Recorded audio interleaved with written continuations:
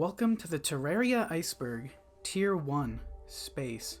Terraria developers. Relogic, the company that made Terraria, now has a pretty massive list of developers, but starting out, that wasn't the case. Some of the original developers of Terraria ended up getting their own armor sets in the game. Attainable only in the hardcore mode as a 5% drop chance from any of the bosses aside from the Queen Slime. You can slowly grind your way through these if you wanted, but the chances are pretty low. Even if you do hit the 5% chance to get one, there's 74 different items. So to get a specific one you want, it's about a 1.3% chance. So although a lot of these are very unique and honestly really good looking, I would be extremely surprised if anyone has all of them. References to other media. Terraria has had a good number of collabs between other game franchises. At this point, it's been 9 different games. First being one called Edge of Space, which is pretty similar to Terraria but very sci-fi, where the SDMG is from. Space Dolphin Machine Gun. Second, being a collab with Pixel Piracy, adding these items. Third, Project Zomboid, getting the Spiffo plush, but it has a very low chance to drop, to say the least.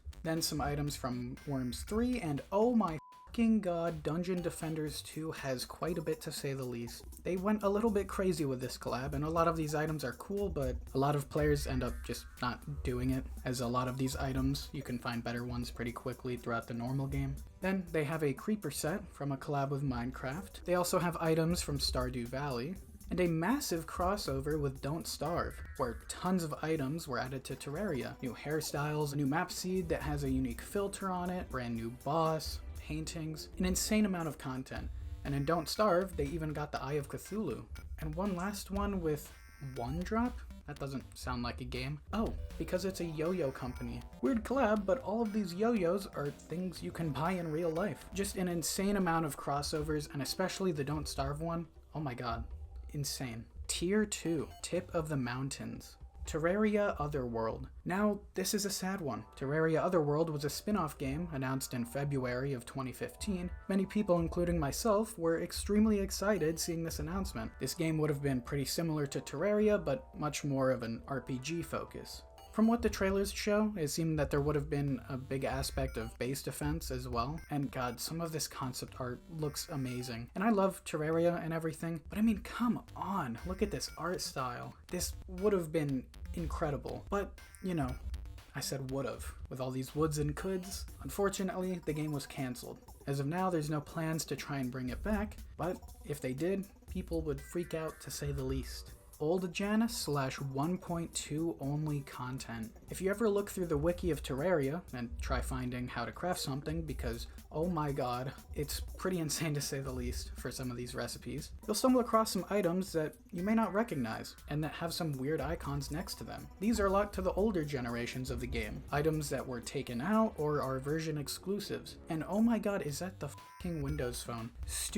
Yeah, no, Windows Phone is on here for some reason. But yeah, a lot of these older versions and consoles had a whole bunch of content that you simply can't get anymore. And it is a massive list. I mean, oh my god, there's tons of bosses, pets, weapons, outfits. I mean, playing the game on 3DS, aside from, well, being on a 3DS, feels very weird, but content-wise, it's a completely different game. There's even some Japan-exclusive items that we can't get over here in the West.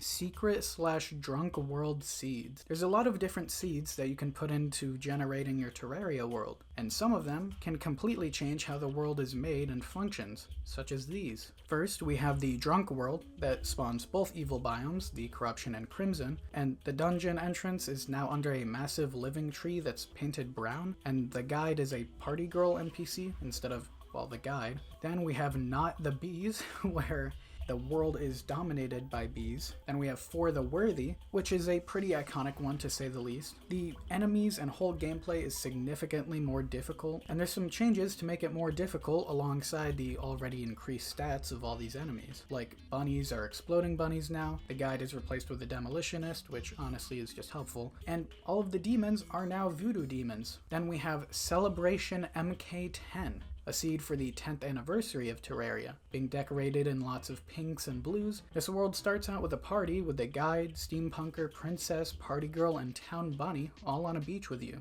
Along with the party going on, items and chests will only have the best modifiers, like menacing or legendary. Also, the icon just looks amazing. Then we have the Don't Dig Up seed, where the corruption covers the entire surface of the map. The Constant seed, which is the Don't Starve crossover seed, where the entire world looks different, with a creepy, darker filter over top of it. And there's even a sort of hunger and darkness mechanic. And the caves are also generated quite a bit differently. And lastly, we have the Zenith seed / Get Fixed Boy / Everything seed. Yeah, I don't know why, but those are all the names for it. Where it's a combination of all of the previously mentioned seeds into one. Just absolute chaos. Aside from everything being different with these seeds in the actual gameplay of it, you'll also see different icons of it when you go to select the world. Terraria is 2D Minecraft.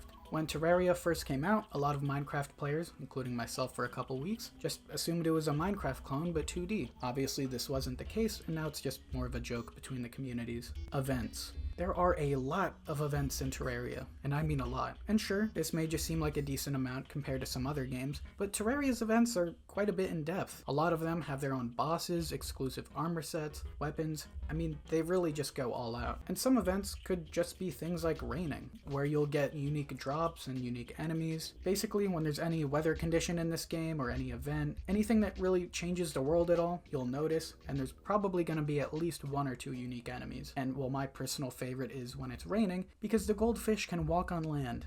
Tier 3. Jungle Surface. The guide is the Wall of Flesh. To fight the Wall of Flesh, you must sacrifice the guide by throwing a voodoo doll of him into the lava. So some people think that this connection could mean that the guide and Wall of Flesh are possibly one and the same. Well, after googling it for all of 2 seconds, yeah, the main developer has just confirmed that the guide is the Wall of Flesh. So he is. Green Cap. Speaking of the guide, the green cap is a pretty unique clothing piece to say the least, being a reference to the main developer of Terraria, Andrew. If you get a guide in Terraria and his name is Andrew, if he dies, he'll drop a unique green cap that you can't get any other way. If you put in the seed Celebration MK10 or Get Fixed Boy, the guide will have a 100% chance to be named Andrew. It doesn't have any armor or anything, it's purely for vanity, but it's for sure one of the most unique ways to get an item. Ivy. Ivy is an instrument acquired in a pretty similar way, being dropped by the steampunker, only if their name is Whitney. Just a unique music item, but again, very weird to obtain. The Witch Doctor is a lizard. It's been confirmed by the in-game dialogue, devs, and well, sprite of the Witch Doctor that they're a lizard. Not too much on this entry, but unlike the skeleton merchant that won't get into fights with any skeletons, the Witch Doctor will still get in fights with other lizards. Red Potion. The Red Potion is a potion that's normally extremely hard to find, with only a 1 in 30 chance to obtain from any chest. Once you use it in a normal world, it'll give you one of these debuffs for anywhere between an hour and 3 hours. But searching for it and using it on the For the Worthy seed is much better, as instead it's a 1 in 10 chance to find, and it'll give you one of these buffs for 30 minutes instead.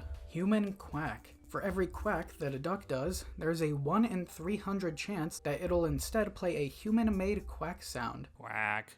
Companion Cube. The Companion Cube from Portal made its way into Terraria as an extremely rare pet. Being sold very rarely from the traveling merchant, it costs 5 platinum, which is 500 gold. Once used, it'll bounce around the player and follow them, but if you're left in complete darkness with it, it'll randomly stab you for 3 damage at a time. Dying by the Companion Cube is one of the probably rarest deaths in all of Terraria. Luck. Luck is a hidden stat in Terraria that influences everything. How often events happen, enemies spawn, what NPCs show up. I mean, every aspect of the game is controlled by luck, and most people don't even know about it. A way to check your luck is by speaking to the wizard NPC, and you can increase and decrease this luck in different ways, like a lot of different ways. Say you want to hunt down a rare dropped item, you can increase your luck and you'll have a better chance at getting it. Just don't kill any ladybugs because that apparently destroys your luck. Daylight Empress of Light. Most bosses in Terraria you can only fight during the nighttime, but the Empress of Light is a different story. If summoned during the day, the boss will look completely different and be significantly more powerful. They'll also have a unique sword drop for if you do all of the damage to the boss during the daytime. Aside from this boss normally already being extremely difficult, this daylight version, way more powerful. Sunglasses Sun. If you wear the sunglasses you can make from black lenses, the texture of the sun will change. Instead, now wearing their own sunglasses as well. Tier 3. Underground Jungles. First Fractal. The First Fractal is a scrapped endgame sword in the 1.4 version of the game. It was replaced by the Zenith, probably because it, well, looks extremely similar to the Terrorblade, but I mean, look at this thing. I'm partial to the Terrorblade, grew up loving that weapon, but personally, I prefer this way over the Zenith, but I doubt the sprite is ever going to be used again. The Groom and Bride are the Angler's parents. The Angler is a very popular NPC, as fishing is an amazing way to lose hundreds of hours of your life to get an achievement that no one will even care about. I'm just kidding, that's actually really impressive. But actually, fishing is a pretty in-depth and cool feature, so people were curious about the Angler, the guy that sends you on quests to hunt down specific fish from different biomes. So, some people were curious if the Angler, say, had parents. And after being asked on Discord about this, the main developer of Terraria jokingly said that they were the bride and groom zombies. So even though it was said in a sort of joking way, I guess it's canon now? Okram. Oh wow, look at this really sick boss, such an amazing design, sick name. Oh, look at these drops. Soul of Blight? All of these things you've never heard of. Is that the Windows Phone again? Yeah, this boss you can't fight anymore, just like the Turkey and Bunny bosses. This is locked to the old gen consoles, 3DS, and that stupid god. Okram is by far, at least from me and my friends' experience, the most requested boss to be added back to modern Terraria. This boss has such a sick design and drops, and everything about it screams perfection. But I doubt this will ever be added to Terraria, as it was removed, as it apparently didn't fit the theme that the developers were trying to continue with the game. So, even though you can't face him nowadays, if you buy an old copy for, say, the 360 or 3DS, you can still fight this boss. Curved Forges. Forges nowadays look like this, and they used to look like this. Old ones are better, but whatever. Tier 4. Beehive. Terraria Chinese version. Just like with a lot of other franchises, like Minecraft and Plants vs. Zombies, China gets their own version of the game. This one is oddly similar though. Most Chinese versions of games are completely different. I mean, Minecraft is unrecognizable, and Plants vs. Zombies is just better in every other way over there. But for Terraria, it's mainly just how certain bosses look. Like the Eye of Cthulhu turns into a weird grassy looking version of itself. The Brain of Cthulhu looks more like a squid type thing. Honestly, I prefer this one over the one we have here. Skeletron turns into whatever this is, and the Wall of Flesh gets a complete redesign. Chlorophyte Spreading. Chlorophyte is a pretty rare ore, to say the least. It's extremely annoying that it makes one of the coolest sets in the game, with how rare it is, but there's a sort of exploit you can do with it, as chlorophyte spreads to blocks around it, although the only blocks it'll spread to being mud blocks. If you're patient enough, if you place a whole bunch of mud around a vein of chlorophyte, it'll spread out and you'll have way too much chlorophyte to even know what to do with. After a long time, of course. Ancient Set Origins. The ancient set in Terraria is pretty clearly inspired off of Anubis, one of, if not the most popular, ancient Egyptian god. The inspiration is clear, but what I didn't know is that there's another set in the game called Forbidden Armor that looks like a, I say modernized, but really just intact and I guess back in the time accurate version of the armor. Basically just a newer version of the ancient set, and it looks really good. Old Floating Islands. Before the floating islands looked like this, with all these clouds and unique structures and whatnot, they didn't look nearly as mystical. They look like this, with just vines instead. So aside from it being harder to find, the structure in the middle is, well, a bit dull to say the least. Wood broken with axes. Prior to update 1.2, wood blocks could only be destroyed with an axe. Nowadays that sounds insane since every block is destroyed with a pickaxe, but yeah, a pickaxe back then would do nothing against your wood blocks. Official lore. Terraria hasn't had too much obvious lore until its 8th anniversary of the game, where Relogic posted some pages describing the lore. So, it's quite a bit long, probably a few minutes, but here is the official lore of Terraria, summarized by me a bit, of course. The Crimson and Corruption are odd, being at least gameplay-wise opposite of each other.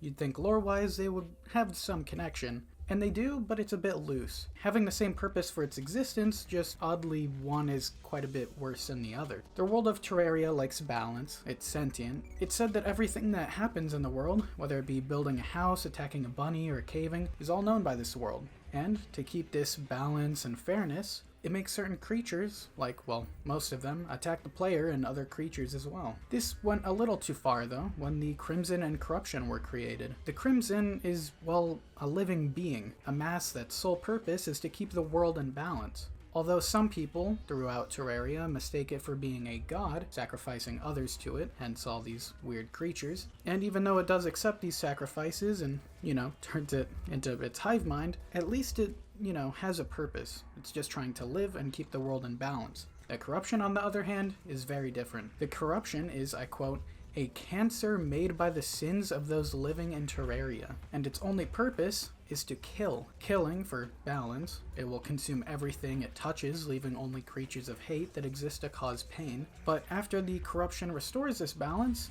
it will have left the world void of any life. So its whole goal is to literally kill everything. So, although the both of them do serve the same purpose, one is a bit worse in my opinion, the corruption. But what about the Hollow? That is sort of the third one in a way. I mean, that's the only other biome that even spreads. Well, according to the lore, each world has a guardian, save for ours being the Wall of Flesh in the game. When defeated, it'll put you into hard mode. That's where the Hollow spawns and starts to take over. The reason for this is directly tied to that wall. With the wall being the guardian, it leaves a gap when it's destroyed. This is where the Hollow comes in. Once destroyed, the Wall of Flesh releases ancient spirits of light and dark to start the process of finding a new guardian. The Hollow seeks purity though.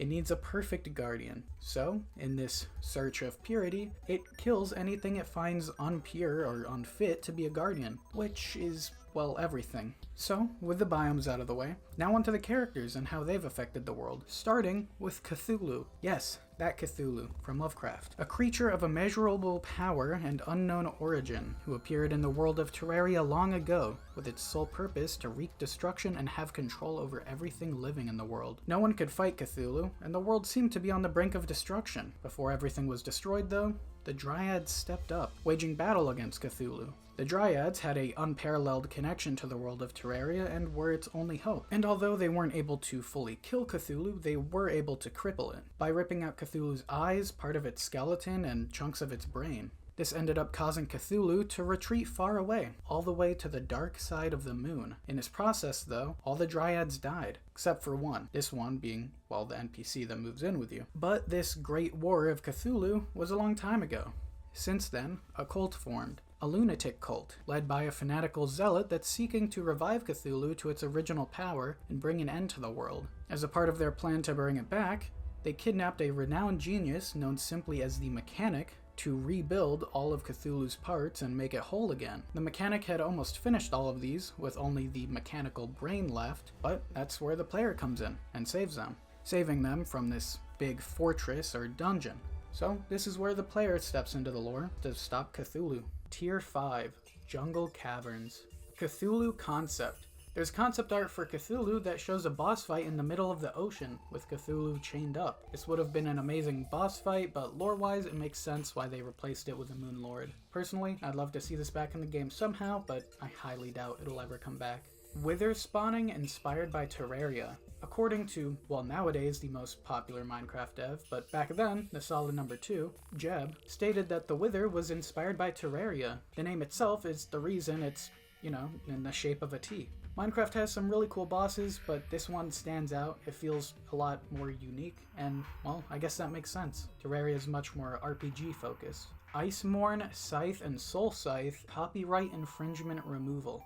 Terraria has been known to have a lot of different weapons and items from other games implemented into theirs, like the Portal Gun and Companion Cube from Portal and Creeper Set from Minecraft. But some other companies didn't like this and forced Relogic to get rid of the entire reference to their game. The 3 that I'm talking about are the Icemourn, Scythe, and Soul Scythe. If you can guess them, maybe comment them down below and maybe subscriber. The Icemourn. This weapon is from World of Warcraft's best DLC, Wrath of the Lich King, where the Lich King would, have and use his massive sword called Icemourn. Second, the Scythe is from Soul Eater, being the main weapon used by Soul Eater Evans. And lastly, the Soul Scythe is another reference to Soul Eater, being a special technique they would have used with the scythe. Old Plumber and Hero's Clothes.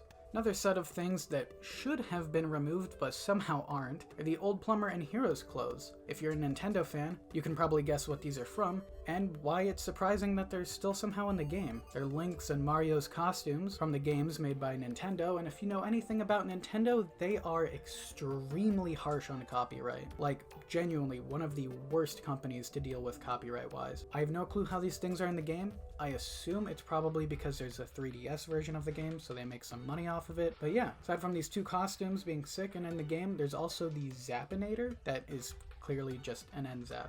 Demolitionist is a dwarf. In the bestiary, it's said that the Demolitionist is a dwarf, and he matches a stereotype. He's short, loves mining, and all his favorite places to live are underground. Also, a good chunk of his possible names are references to dwarves in other media. Nanana's Buried Treasure. In the anime Nanana's Buried Treasure, there's a character just playing Terraria on the screen. I don't know if Relogic knew about this. They probably did, but either way, that's awesome. Old gen pets dealing damage. Pets in Terraria are nowadays just little guys that hang around you and don't do too much. Sometimes lighting up areas or highlighting ores, but on the older generations of Terraria, some dealt damage. And the main issue with this is, well, pets can't die.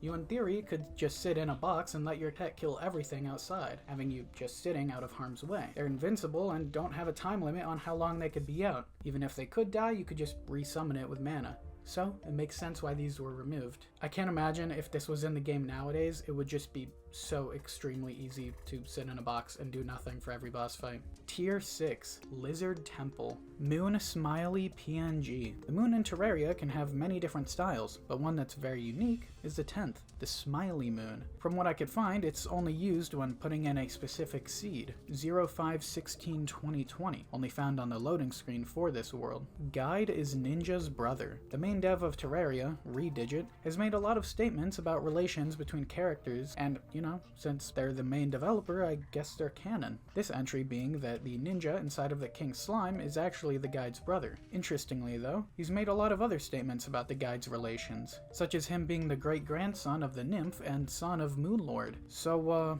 I don't know if those are canon, but those are for sure things said by Redigit. Merchant is a father. The merchant, one of the most iconic NPCs in Terraria, may actually be a father. There's a painting titled Father of Someone based off the real-life painting of the Son of Man, but in the Terraria version, it looks very similar to the merchant. It could totally be someone else, but a big fan theory is that this could mean that the merchant is possibly a father. Tier 7, Deep Caverns. Fire Flower in Underworld 3DS. Once you reach the bottom of the Underworld in the 3DS version of Terraria, you'll be able to see this fire flower at the bottom right corner. Just a nice nod to Mario. Traveling Merchant having 11 items at once. The Traveling Merchant normally has between 5 and 7 different items whenever they visit, but there's a chance, a very small chance, that you'll be able to hit the max number of items that they're selling. It's a 1 out of 98,304 chance, or 0.001% chance to hit these odds. That's about the same odds as finding a two-headed animal. So, you know, if you get this, you are one of the luckiest people ever. Hamush based on a webcomic.